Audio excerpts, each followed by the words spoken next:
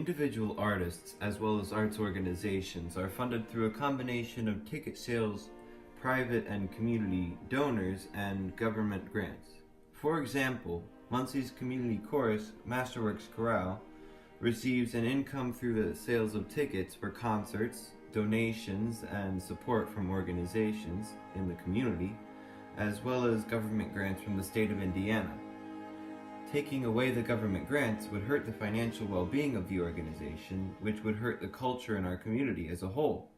It is the same for other arts organizations around the United States, whether it's a simple community choir or band, the Philharmonic Orchestra, the local art museum, or Broadway.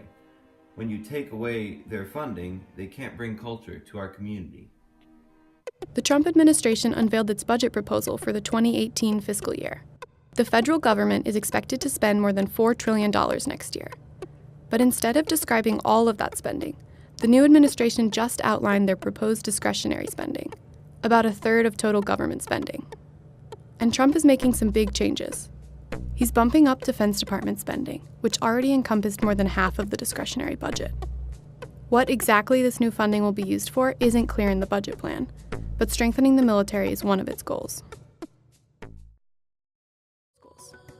And three frequent targets of Republicans, the Corporation for Public Broadcasting, the National Endowment for the Arts, and the National Endowment for the Humanities, which are slivers in the total discretionary budget, face losing all federal funds under the proposal. What do you make of your new president, Donald Trump, cutting funding to the arts? You can't be happy about that, can you? No, it's mind-boggling. I wrote an op-ed piece for CNN about 2 weeks ago, little knowing that it was going to come out at exactly the moment that his proposed cuts were announced.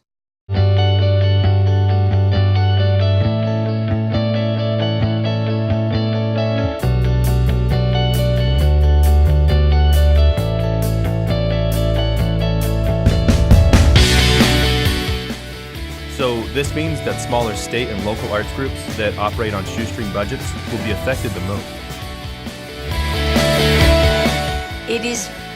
I cannot imagine why anybody would want to cut the funding on something as important as the arts.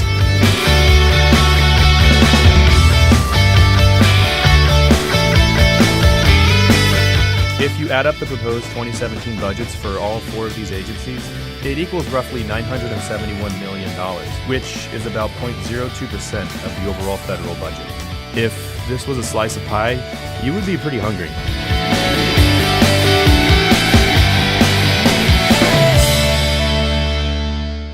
The NEA was created in 1965 to expand access to the arts, and today it helps to fund state art agencies and promotes the arts nationally, including veterans programs and hosting a national poetry contest like Vermont's Poetry Out Loud.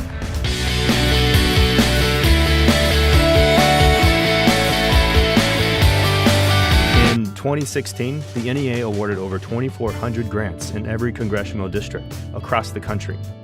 65% of this grant money went to small and medium-sized organizations.